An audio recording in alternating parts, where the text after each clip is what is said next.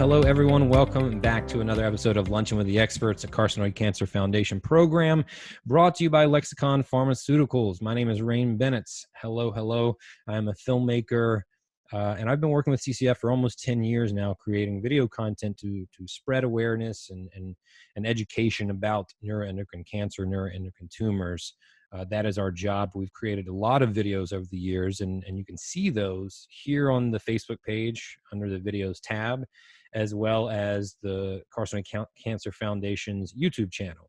And so we've had quite a bit over the years, and we have a current video series besides Luncheon with the Experts happening, which is essentially an update to the initial series I did with CCF way back in 2011. So be sure to check those out. We've released 5 of those, and I think we have 4 more to go.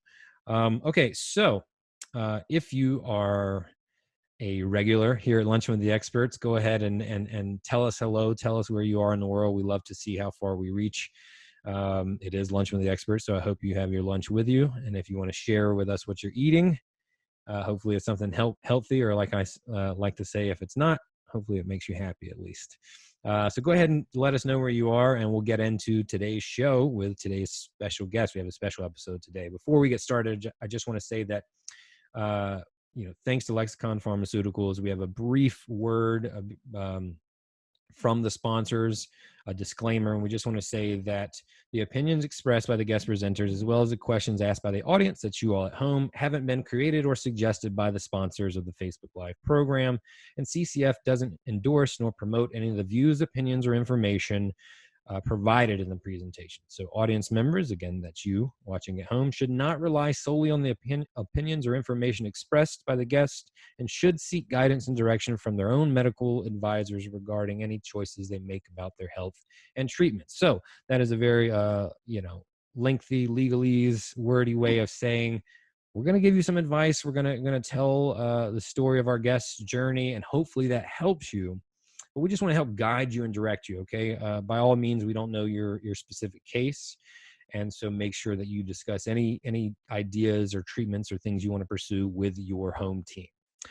Today, as I've already said, is a very special episode of Luncheon with the Experts. I'm excited about this. Typically, we have a lot of doctors on the show, clearly. But what I love so much about this show is that we like to dive deep and spend time with the members of the NET community. Now, that's not always doctors.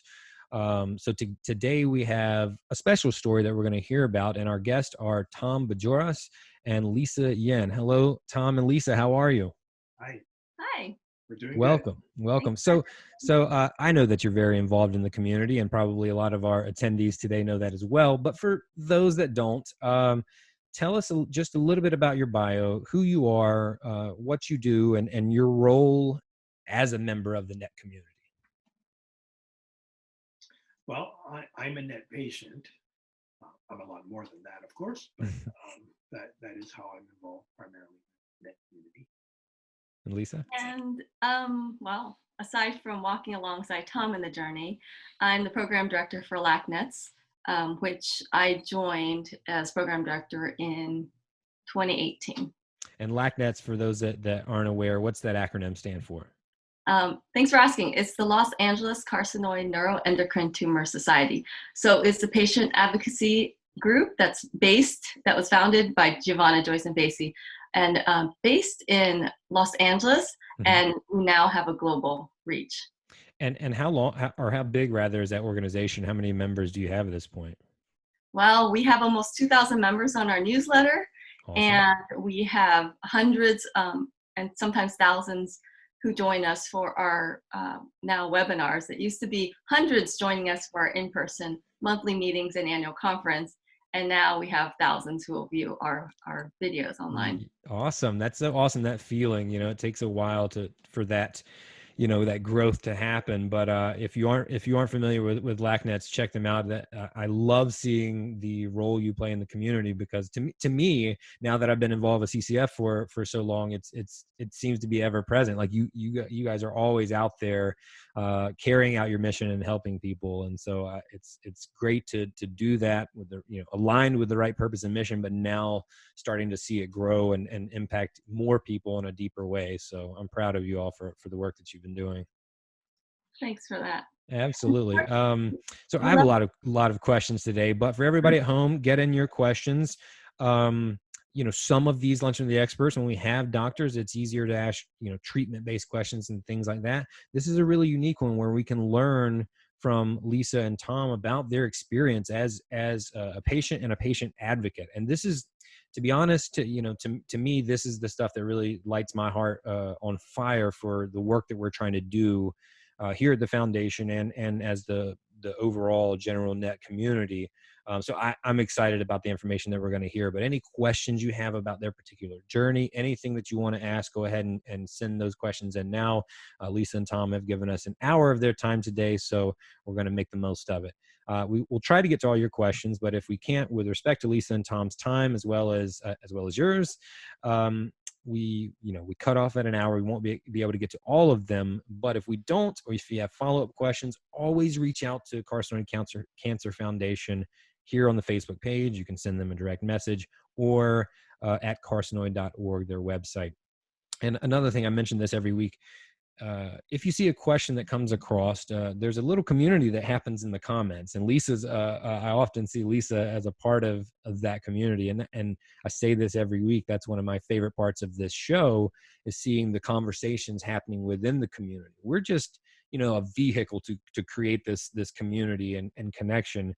And I love to see it, go on and exist there. So if you see a question that's important to you also, and you'd like to hear the answer or find out more about it, an easy way to kind of upvote that so I can see it is just to like that question. If I see a question has 5 or 6 likes, I'm going to know there's a demand for that question. And as I'm filtering through them, because we get hundreds of questions, that will stick out to me a little bit more. So just a little note for that. And lastly, before we get started today, we want to say that we know how challenging it is to be a NET patient, a person seeking diagnosis, especially during 2020 and this time we're still in this pandemic. It makes everything more difficult, but especially healthcare. And we want to say that CCF is here for you, however, whenever you need us.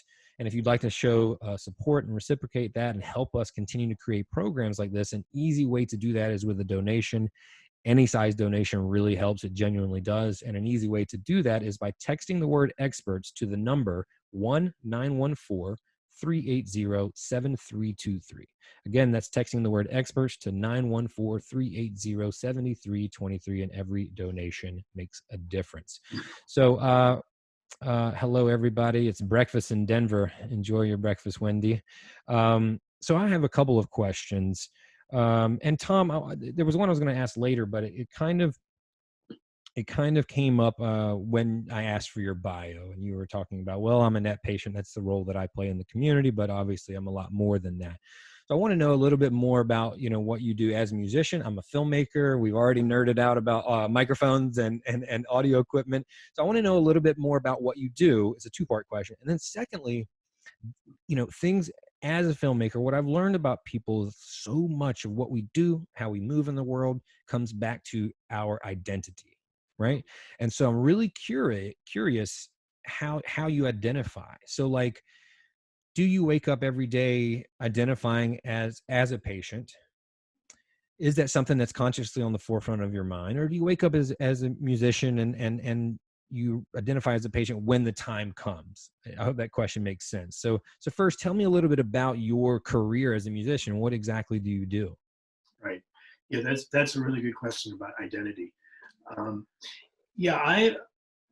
currently, I have a little recording studio here in our guest house, and I currently am working mostly on my own music projects. Until my diagnosis in 2015, I was doing a lot of work on a variety of projects for other people, and people would sometimes say, why don't you work more on your own music? And it was always sort of something I kind of put off for the future. And so one of the things that really changed about my identity in 2015, aside from adding on, being an inpatient, was that I really kind of reprioritized my time as a musician, and I got a lot more, focusing on my own music. But I've always been a musician. I grew up playing piano and writing music. I actually started playing piano and writing music at around the age of 3 or 4, I believe. My earliest memory of any kind is of music. So I kind of always knew that was. What was that memory? My earliest memory actually is of being in church with my family. And I remember I was too short to see over the pew. So I was standing there down close to the ground, and I just remember hearing this sound of music. And it was this really moving experience for me. Like, it was so exciting that I went home afterward and I went to the piano in our living room.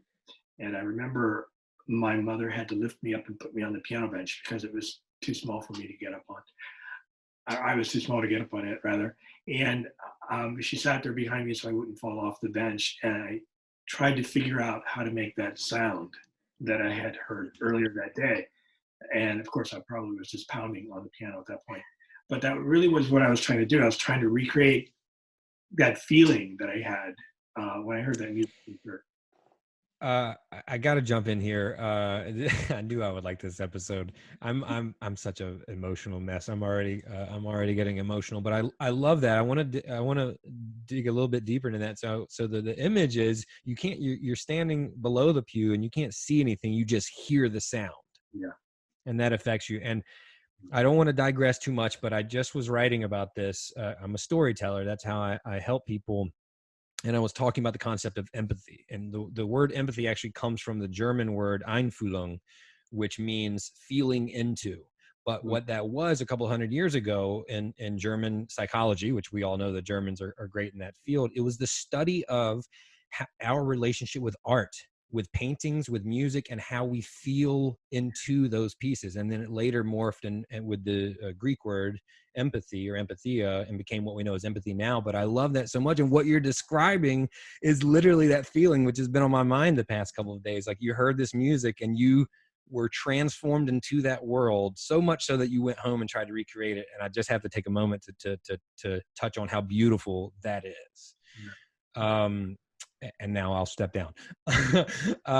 But so, and then the second part of that question. So as a NET patient, I want to learn more about how that happened in 2015, right? Right. So in your day to day, is this something that's on the forefront of your mind, or not until you have to address it? Right. Well, it depends on what mode we're in. And right now we're in a disease stable mode. Where I'm not in active treatment. So from day to day, it's really not much on my mind. It comes up, of course, 4 times a year when I have my MRI scans. It comes up, I'm reminded of it, of course, by things like this, for example, and of course, Lisa's very involved in everything related to NET. So, it's a conversation that comes up.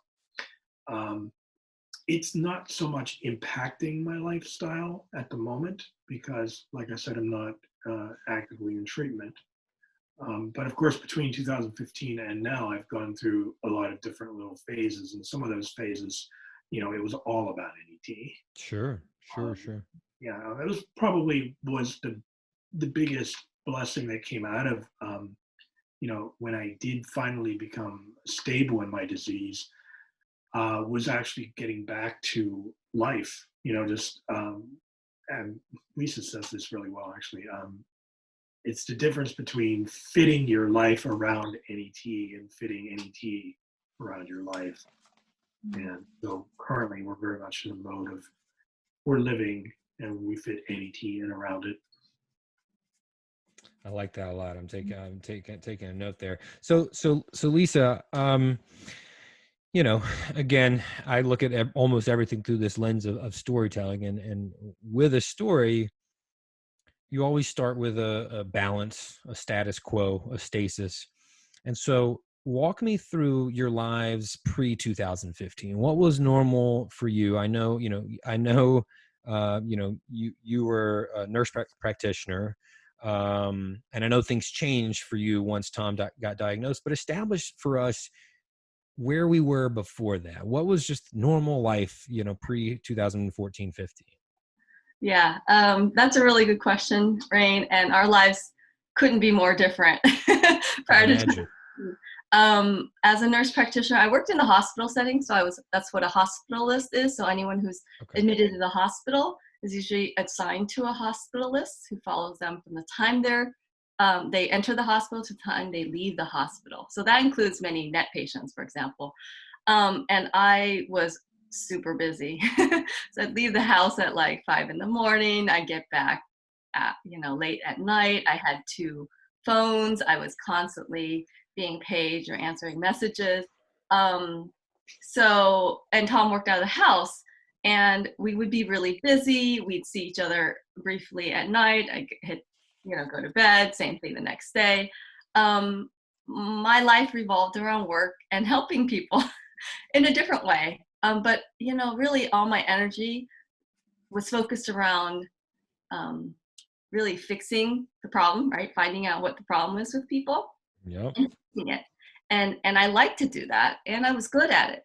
But all my energy was directed outward, right? And I have to say, I didn't know anything about NET. It wasn't like I saw NET patients. I think we may have come across it once in my team, but really it is a rare disease, so it wasn't something I had taken care of. And then in 2015, when Tom got sick, I mean, it was like a bomb went off. It was our D-Day. It was a 9/11. I mean, we were running life like normal. In fact, I took him to my hospital where I worked. I dropped him off in admitting. I rounded on my patients. I met him in the room as he was getting blood transfusion, and I was doing my notes on on computer, on Epic, while he was getting blood transfusions. And I thought, oh, I could just go back to, my day, my work, my life. And that was the last day I worked in the hospital. Wow. I never thought that would be the case, because I loved my job. I loved my career. We thought we would be doing that. We would be running on that treadmill that way for a long time. We didn't see it stopping, but it was like, that big red emergency stop button that was pushed. We were thrown off the treadmill. So what were the steps, Tom, that led you to this diagnosis, first of all? And then I want to learn a little bit more about, when that red button was pressed, how you all adjusted and how you felt. But can you tell us, like how long it took for you to get properly diagnosed? What were the symptoms that you were experiencing? Because this is a part of the journey where a lot of people, where not a lot can go wrong, but where I think there's a lot of room for improvement, which is why we're trying to educate people, right? So what was your journey like at that point that led you to diagnosis? Yeah, in my case, it was actually very sudden. It was going into 2014. Well, the last month of 2014 was the only time where I didn't feel normal. I felt completely healthy until December 2014. And at that point, for the whole month of December, I felt really tired. And it got worse as the month went on. I was tired and dizzy, and I started having to lie down in bed. And actually, I just thought maybe I had the flu. There was a really bad flu going around that year. And, but it was a little strange because I didn't have a fever. I just felt really tired. I was really worn out. And to be honest, part of me was just thinking, yeah, I'm just really worn out. I've just been working a lot. Right. And so it wasn't really until New Year's Eve that what happened on New Year's Eve was I actually I threw up blood. And of course that was really alarming to me. It was New Year's Eve, and we felt like probably not the best night to go to the emergency room. So we waited the next day, and I felt a little better the next day. And I think it was then, but the next night, the same thing happened. And so at that point, Lisa said, well, tomorrow when I go into work, January 2nd, we can just bring you to the hospital, get you some tests. So, even at that point going into the hospital, I mean, I wasn't feeling terrible. I just felt really tired, and I had these 2 incidents of throwing up some blood. So, we thought, oh, maybe I had an ulcer or something. But, so when I went into the hospital, we really didn't have any reason we weren't thinking cancer or anything like that. In fact, I think we even had tickets for a basketball game that night. And I just figured, we'll just go in there and get a test. Everything will be fine. We'll go to the game.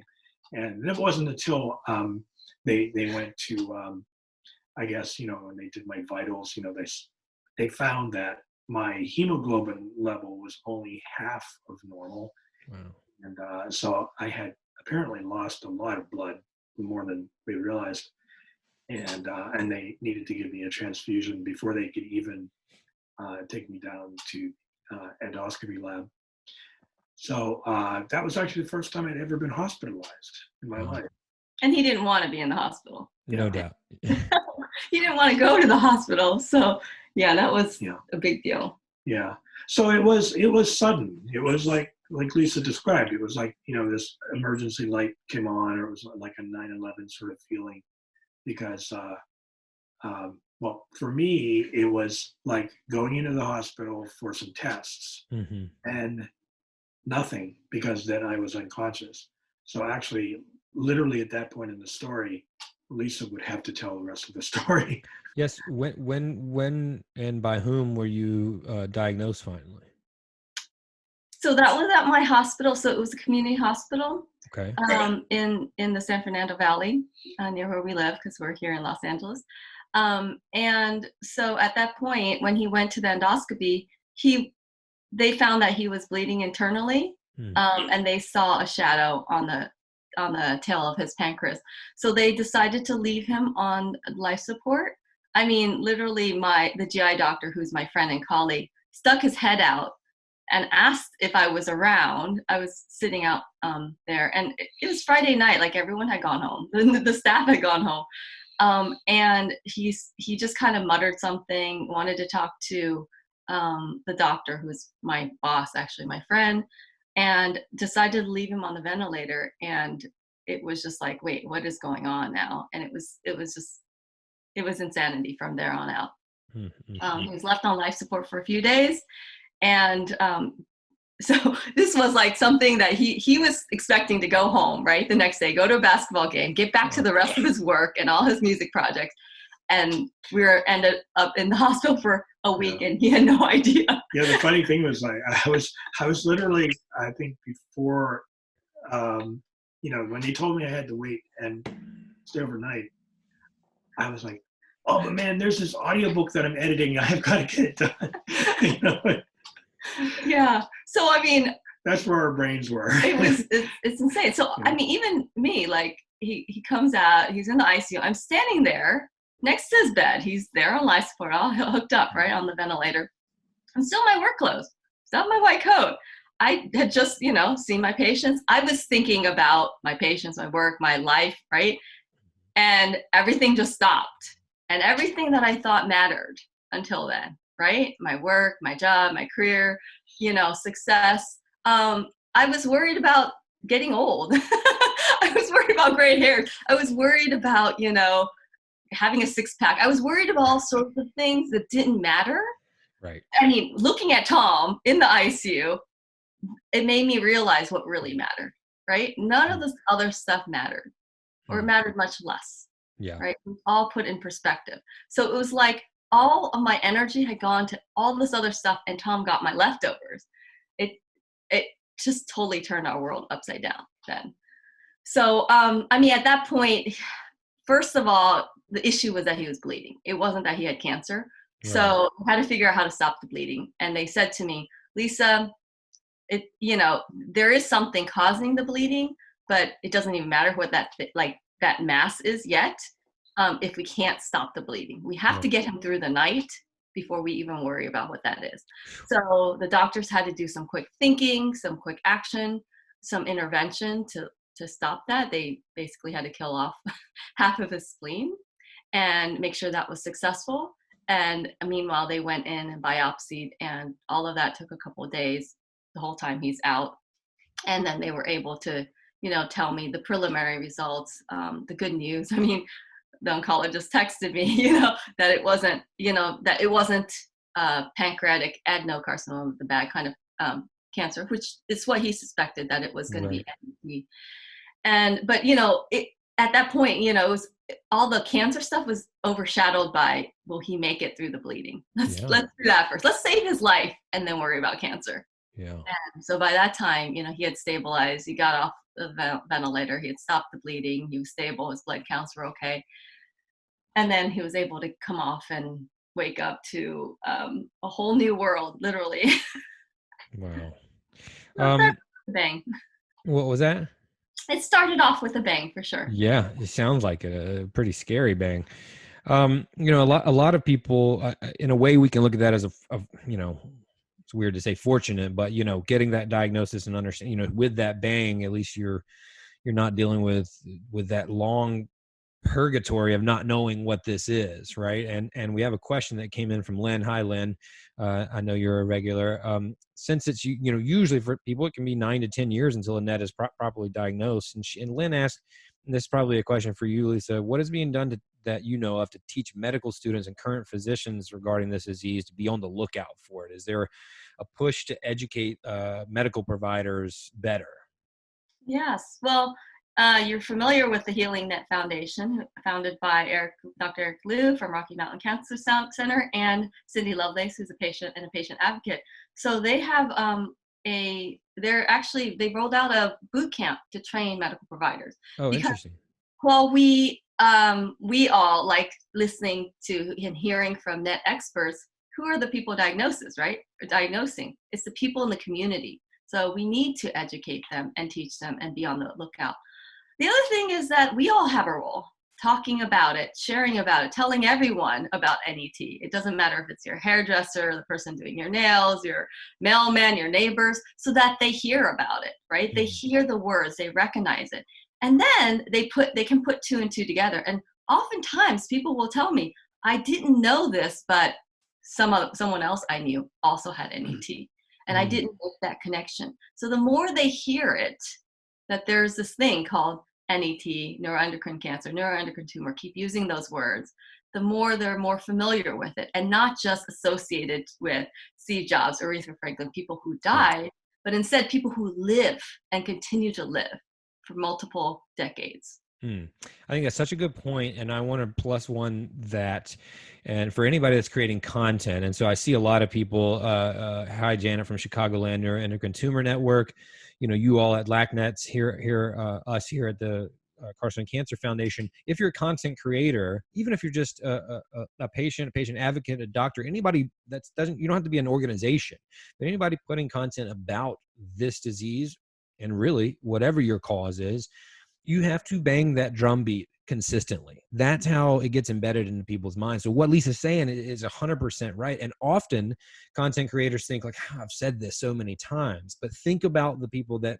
you look up to if they have any kind of media presence. They're saying the same stories over and over again. It's hitting that drum beat. Tom will probably like this analogy. It's hitting that beat, that rhythm consistently, and that's what gets it to stick in their head.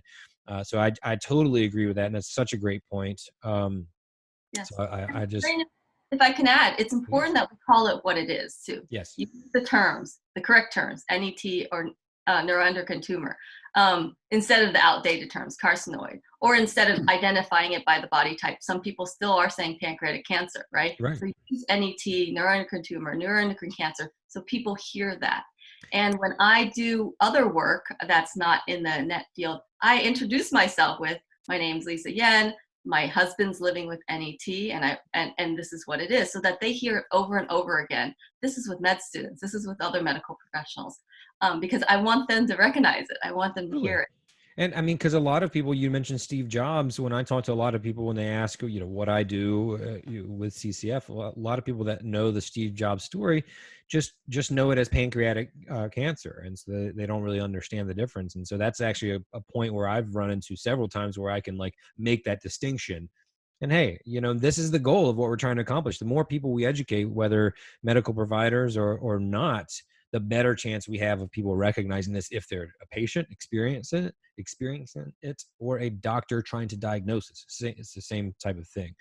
All right, so everybody who's joining us, we're about halfway through today's story because we are deep in a story, which always goes by quickly. So if you're just tuning in, we're here today with Tom Bajoras and Lisa Yen, husband and wife team, and we're talking about being a NET patient, what that journey looks like, what it feels like, being a patient advocate, and how we can be there for each other in a small community or a large one.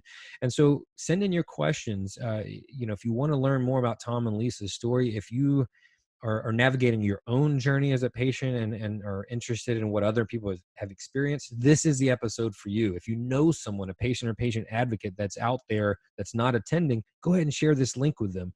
And if they aren't able to make it live, just know it's going to live right here on CCF's Facebook page under the videos tab. You can always refer back to that. In fact, that being said, I did notice, I think it was Janice who was experiencing some difficulties from her end watching the video. So just know that the video will be evergreen here on the Facebook page. And actually starting Monday, it will be republished to the YouTube channel for those that don't have Facebook. So you can always refer back to it. But go ahead and send in your questions. We've got some time left to hear more about Lisa and Tom's story. So utilize that time wisely. Oh, hello, Eleanor from Cape Town, South Africa. What a reach we're having today. That is awesome. Okay, so we have a question from Christine, and I'm just gonna throw these out when we have people asking questions. And it's been 10 years almost to the day that I had a sleeve reaction on my lung to have a tumor removed. Every year I get a CT scan, and this year I have lymph node grown somewhat. Is this something I should worry about? Any thoughts on that, Lisa or Tom? I would encourage her to talk to her doctor. Yeah. So and that's an issue too. I mean, obviously she's working with somebody there, but like, especially in 2020, it's difficult. If you're feeling fears as a patient, how consistent should you be with we'll call it pestering for lack of a better word, but being persistent, that's a better word, with your doctor, right? If you're feeling fears, is this something that every time you feel it, you should pursue it? Should you do some research first before you hit them up? It's such a weird time for health, but on the flip side, we're able to do telehealth, which makes it a little bit easier in a lot of ways. So what would you say to someone like Christine who's having some lymph nodes have grown a little bit and she's concerned? What's the action she should take? Contact her doctor, or should that happen anytime she feels concerns? What do you think? Absolutely. If she's concerned enough to bring it up here, or just concerned enough to bring it up to anyone, that's a concern, right? It's on her mind, and that's something to have a conversation with her doctor. And hopefully maybe she has more than one doctor, so if one doctor's not listening, then the other. And the medical care, despite the COVID pandemic and everything, it hasn't stopped, it hasn't slowed. Doctors are available, they have their offices open, they have call centers, they have electronic portals, they have telehealth.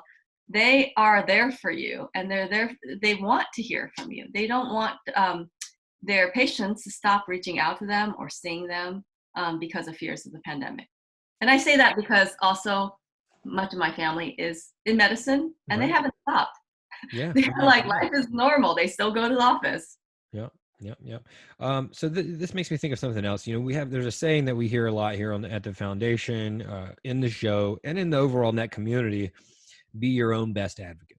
Right. This is what this reminds me of. Now, it's great to have a patient advocate like yourself. That's part of our team, like in Tom's situation. But what are some ways, some actual tangible ways that someone can be their own best advocate?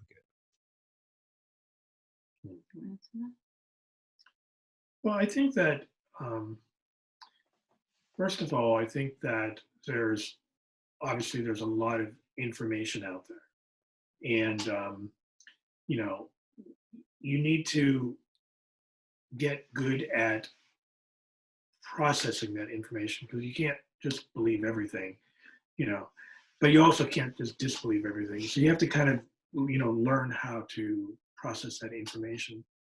And just, I think, just like when you go into a doctor visit, have your list of questions and make sure your questions are getting answered, and don't be afraid to say, well, no, I actually still have three more questions, or I didn't understand the answer to that question. And sometimes it means actually, having to change up your medical care. There might be, in some cases, for whatever reason, a lack of chemistry with, your provider, and you might just, have to be honest about that and say, I'm just not really comfortable here. You know what that makes me think of, Tom? And I don't mean to trivialize it by this comparison, but it's almost like a coach. I mean, this is a collaborative, your relationship with your doctor and your medical team is a collaborative effort, right? And some people learn different ways. So some coaching styles work great with some students or athletes, or however you want to look at that, and some don't. And so this makes me think of that. And let me know if you agree with this or not. You said sometimes you have to make the tough decision of changing your provider or your medical partner in this journey. I think a lot of it depends also too on that style of work. I mean, the way I might need to receive my information and prognosis and what I need to do moving forward could be different than somebody else's. Does that make sense? Do you agree with that? Yeah, I agree with that. I mean, I know that in our case, we're very involved in all the decisions. We'll sit down with my oncologist, and he'll run through some options. We'll kind of say, well, this is what we're thinking, and as long as it's not something completely out there, he's usually very supportive of that. So it's very much like a collaboration. I think there are definitely people for whom that would not work. I mean, that's what works for us, but there may be people who would just feel more comfortable with just tell me what to do, Right. you know, Yeah. and so yeah, I'm not saying that one way is right and one way is wrong. No. But what works for us is a collaborative approach. Yeah, it's definitely not one way is right or the other. It's the first time I really thought about this. Like, you could have stylistic, or differences with your medical team. I think that's the first time I've thought about that, but that's so accurate, I believe. So some people do just need to, like, just give it to me straight, doc, right?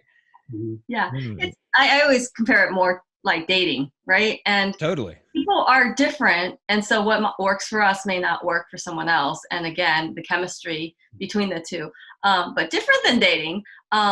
There's not usually a one-stop shop, right? There's an oncologist you might see for one thing, then you might need a pain management doctor to manage your pain, and you might see a GI doctor to manage your GI issues. So there's different doctors that specialize in different things, and together they are all there to take care of you. Yeah, absolutely. And I love that thought too. We talk here a lot about the need and the importance of the multidisciplinary approach and team. And back to the style point, it could be that you need this certain specialist to be this way and act in this manner, and this person to be a little more like bedside mannery, right? So that's a really interesting point. I think that applies to a lot of people. Hey, Teresa from Goldsboro, North Carolina. I'm originally from Little Washington, so we're kind of neighbors. I'm in Durham now. Lisa, I gotta call you out a little bit here. I see the way you look at Tom just when he's answering the questions. Like, my God, the love is just like so clear. I mean, it's bananas, like the way you just listen to him, and I don't know, it's a beautiful thing to see. But it makes everyone loves Tom. but it makes I want to ask, ask Tom, how can you be your own best advocate for you? How can someone be the best caregiver that they can be for someone like this? Now, I had very small experience with this. Well, my dad passed away from cancer. So I was there for him, as much as I could be. But the one that I think about is I was with my mom for about a week when she had a knee replacement. So totally not as severe as some of the things we talk about here. But man, It was Places are hard. challenging. Places Talk are about stylistic differences. So in just a very minuscule manner, I understand what that challenge is like. So the question is, how can you be the best caregiver that you can be? Yeah. Well, that's a really good question. And there's so many things to that, right? Part of it is really understanding too that it's not just his journey, right? It's our journey together. It's our shared journey. So it's not Good just point. something happening to him. It's something that we're going through together and happening to both of us. So sometimes the caregiver might feel like, oh, well, you know, these are some feelings I'm going through. Maybe I shouldn't be having those feelings. He's the one living with cancer. And you kind of minimize your experience. Okay. That's one thing, just to understand that. And also to recognize that I have my own journey. So he has his, we have ours, and I have mine. And Mm-hmm. part of my journey too is, of course, you know, the things I'm doing for us, and that's part of our journey, the education and advocacy support. But my number one job is to take care of myself. Because if I don't take care of myself, I can't also be there to take care of him. Self-care is part of your job as a caregiver. I'm so glad you said that, because that's a hard thing to do. I love I don't love the point that you made, but I totally am glad that you said it about how we minimize what we're going through, because, well, I'm not dealing with what he is or what they are, but it is important. And this is the airplane example of, like, you have to secure your mask first before helping someone else. I mean, it's the drowning metaphor. It's the same concept of, like, you have to make sure that you're there so that you can be a better caregiver.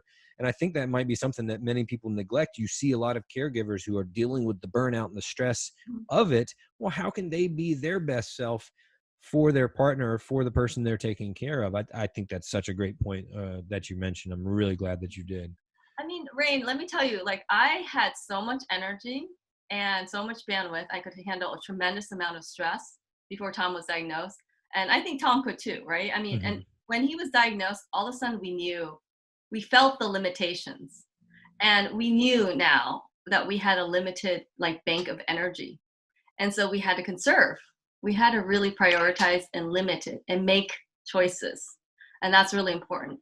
But the other part of, like, being a caregiver is to do all of that processing, the work, the grieving. You talked about self identity issues with being a patient. The caregiver goes through that too. And that's something that oftentimes we don't talk about. We talk about Wow. it in our caregiver support group, but you go through a lot of grieving. So the caregiver, I mean, the patient grieves loss of identity. So does the caregiver. There's a loss of what you had and your dreams, and a lot of anticipatory grief of, right? I mean, Yeah. because you think, oh, I had X number of years. After this point in my life, I'll be able to do this. All these dreams, all these hopes. Then plus, if you have children, what was lost, or if you Yep. don't have children. I mean, there's a lot of what ifs or dreams that you're letting go of.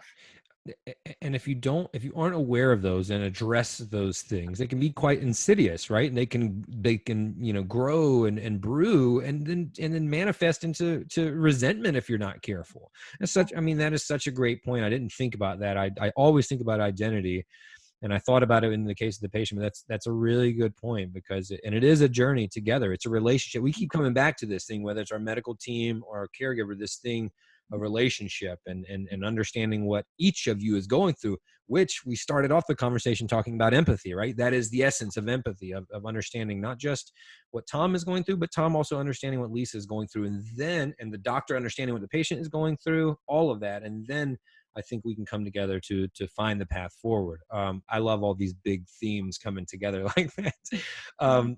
Tom, we have a question from Julie, who says, Tom, I was originally diagnosed because of severe fatigue as well. That was almost 4 years ago. I still can't function on a daily basis because of it. How do you do it? Mm. Well, it is definitely a process. I mean, for myself, even, of course, early on, 2015, I had major surgery, and it took me a long time to recover from the surgery. And then even after that, my disease was not stable. So I had other treatments that I had to do. Ended up having PRRT. I've had PRRT twice now. So I've gone through, over the last 5 years, long periods of time where, you know, if you were to ask me on a daily basis, what do you struggle with? The answer wouldn't be cancer. It would be some combination of fatigue and pain. So I understand that. I want to make sure people don't get the impression that I'm just, you know, kind of just going along like at 100%. I recognize that I'm not what I used to be. So I do have to kind of grieve that loss. You know, I think that in answer to how do you live a life where, you know, you're constantly dealing with fatigue? Part of it really is just kind of readjusting your expectations. And well, I think so. Basically, there's two different answers to this. One is how can you do those things that are needed to overcome fatigue, and those may be some combination of medical and, you know, psychological sort of actions. And of course, you know, we want to be the best that we can be, but the other part of it is sort of becoming comfortable with the new version of yourself. And, you know, there's, this is especially true early on when I was, you know, more in active treatment. You know, there were days where for that day, the list of my accomplishments for that day were something like went for a walk. That was it, you know. And, you know, and this is someone who previously would have said, oh, today, you know, I worked 12 hours on, you know, these different music projects. And so it was a huge drop in productivity if you just looked at the numbers.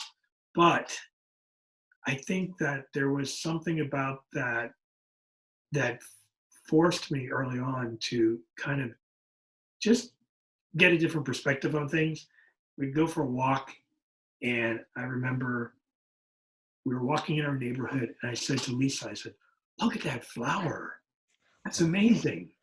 And it was like some kind of flower that I'd probably seen a million times before in my life. But, you know, it really looked amazing. And so there's this kind of idea of, you know, quality of life versus quantity, perhaps, you know. It's not so much how much you can do each day, but, you know, getting the most out of whatever you are able to do. Savoring it, you know. You know. As a person whose self-esteem is rooted in productivity, I like to hear that. I really need to hear that as well, and that's so true. You know, to just stop and reconnect with that that's around you and yourself, and reconnecting with this new identity. All, you know, these things we keep coming back to. And I also like the concept of like, okay, because I will put unnecessary, ridiculous goals on myself, you know, that we don't have to, and that's a recipe for disaster. I mean, small, simple goals. So maybe that goal is just to get out and take a walk that day. If you don't get to it, that's okay. But if you do, then, you know, the feeling that comes along with that is accomplishment, and then it grows from there. But too often we set arbitrary goals, you know, they don't really mean anything. And it's like, let's just bring those down a notch and just say, hey, what would make a good day for me today? I just miss being outside, is just to get out and take a walk around the block with my wife. Yeah. You know, you do that, and then that has changed your whole psyche for the day, which is needed for what we're trying to accomplish there. So I think that's a really good point. I've got another question too, because you talked about, you know, when you were having a lot of treatment, and I have a question from another Tom, as it were, who is a regular to the show as well. It says, Tom, I too am considered stable at this point, assuming that you're doing lab scans and surveillance, avoiding amines and the 5 E's. What things are you and Lisa watching for that would make you consider treatments that, you know, i.e. lanreotide?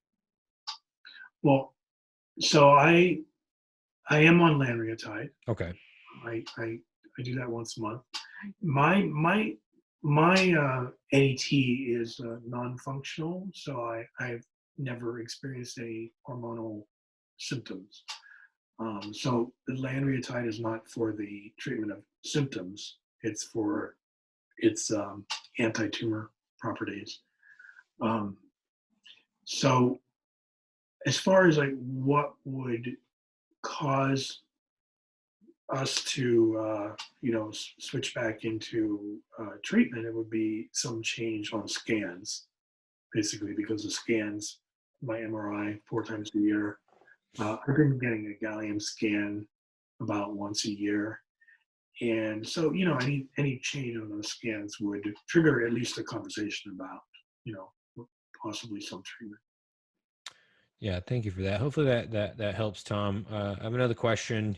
We've got about 10 minutes left, so we're going to try to get to as many as we can. I'm really enjoying this conversation. I appreciate your time today, guys. Kathy says, you guys are so similar to our situation. What about mental health courses of treatment for patients and caregivers? I wish it was a standard part of treatment. Best wishes from Oregon. What do you all feel about that? Have you pursued that at all? What role does mental health knowledge and treatment play in this journey? Yeah, well, I think for some people it's a very important part. I've wrestled with depression.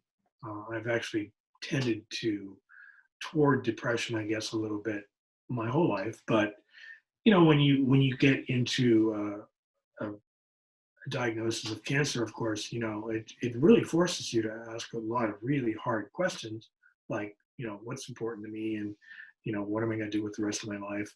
And there are those times, especially when you're in pain or when you're suffering, to kind of get depressed and think, well, what's the point of living?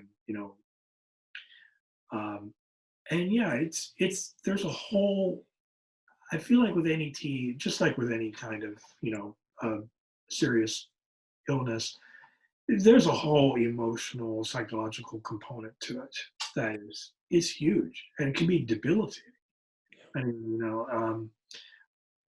and I think there are a lot of professionals who are trained to deal with those things, whether that be counseling of some sort or health coaching.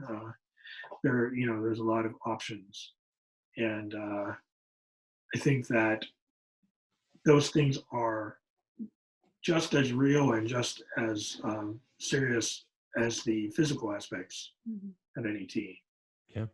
Yeah, absolutely. Very well said.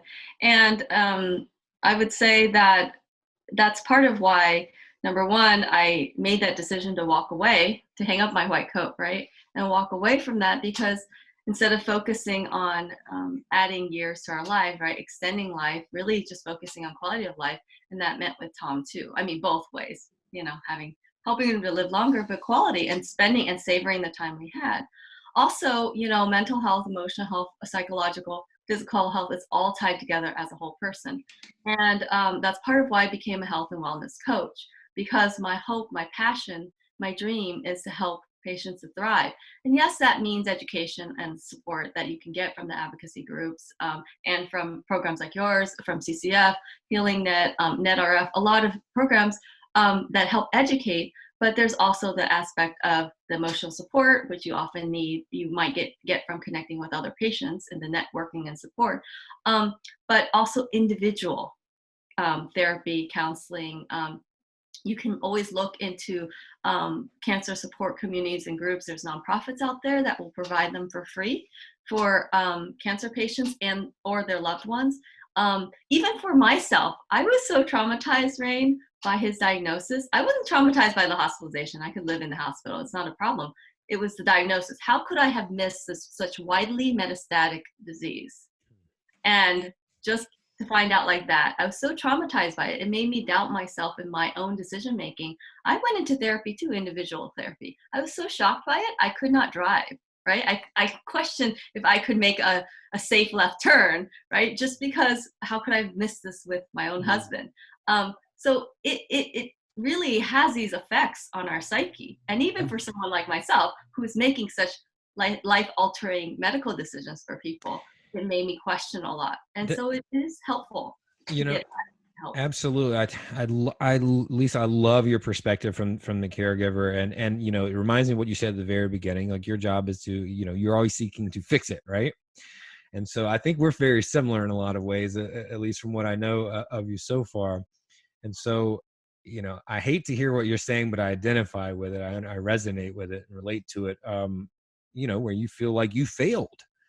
You know, you feel like, this is my job, I'm supposed to fix things like this, and I missed it right here. You know, and that's, you know, you shouldn't feel that way, but I understand why you do. But I'm glad you're addressing it, because these are real things that I would go through the same thing. You know, even though it's not my fault, but it's just people like us, you know, you take that a certain way. And so I think it's crucial that you mentioned that. And you know, when going into this episode and this conversation, I didn't anticipate so many revelations about that component of it. But this is why it's so good to have both of you here. This is such a unique story to talk about it, because they're both very important. Really quick before we go, everybody, we have about 5 minutes left, but we have Wendy on here asking. She's from Denver, and she'd like to maybe have lunch one day. She's never met another zebra. That's a tragedy. We have to keep our zebras together, as well as Charity in Oklahoma, who would like to connect with others. And both Charity and Wendy, we've sent you a link in the comments to local support groups and where you can go to reach out and find other zebras. Makes me think, Lisa, what is the value, you know, of a support group? You know, you obviously you're deeply connected. You know, for someone who's in the situation like a Charity, like a Wendy, do you suggest that? Is it for everybody? What is the real value of a support group, a physical? Yeah, that's a really good question. I would say it is valuable, and it may not be for everyone, but you also don't know till you try. I can tell you, Rain, I'm not a support group person. Because you want to handle everything yourself. I want to fix everything. My friends found LACNETS within the first month that Tom was diagnosed. I said, no, thank you. We have our friends. I know so many people in the medical community. We're good. I imagine people sitting around a circle, holding hands, singing Kumbaya. I walked into my first meeting, and I was blown away. And I'd watched videos of other meetings, and I walked in the first meeting. It is very powerful to walk in a room of people all talking about NET, of only patients and caregivers. So whether you're looking for that or not, that's one thing that many people say is very powerful when they enter their first meeting or their first conference. The other thing is, a lot of these groups are a vital source of net information and research. And that's where your net news comes from. So if you're not plugged into those groups, you can't find out what the latest treatments are, the latest research, who the net experts are. A lot of it is networking and accurate information. And that's a really good source of information. So it's not just about emotional support and people, you know, giving hugs and patting you on the back, or now virtually waving. Right. But it really is an important source of networking. And through the networking, you get yourself educated, you understand yourself better. And the biggest thing is it gives you hope, right? All of this gives hope. The education, the support, seeing other people, hearing other stories. Hopefully through all that, part of why I like doing the health and wellness coaching, and why we launched it through LACNETS as well, is because while we hear other people's stories, I think sometimes people tend to relate a little bit too much to that person, but they're chasing someone else's story and not really understanding themselves and their own stripes, right? We're all zebras. So what are your stripes? Who are you? And really understanding not just your disease, that's important, definitely understanding your disease, who you are, you know, what your processing is, what works for you, because we're relying so much on other people, finding answers from other people. The answers can come from yourself too, and you can be your own best, yes, advocate and all that, but even to be that, you have to know yourself, sit with yourself first. I don't know if you wrote that line before you came here, Lisa, or if that's one of your go-tos, but that is so good. We're all zebras, but we all have unique stripes. That is, man, we got to put that on a t-shirt. I think that's it. I think that's a great place to end, folks. I mean, that was such a, look at me. I started this conversation getting emotional. I'm ending it as well. That was beautiful. Thank you all so much. I just want to say that Kathy has a comment that kind of sums it up, today's conversation really well. Thank you for talking to a real patient to give their perspective. It's helped me to understand more about what to process for my husband and me. That is why we do what we do here at Luncheon with the Experts. And we appreciate you all being a part of it and showing up every week. We're so thrilled with the impact and the reach that this program has. So thank you for joining us, those of you at home.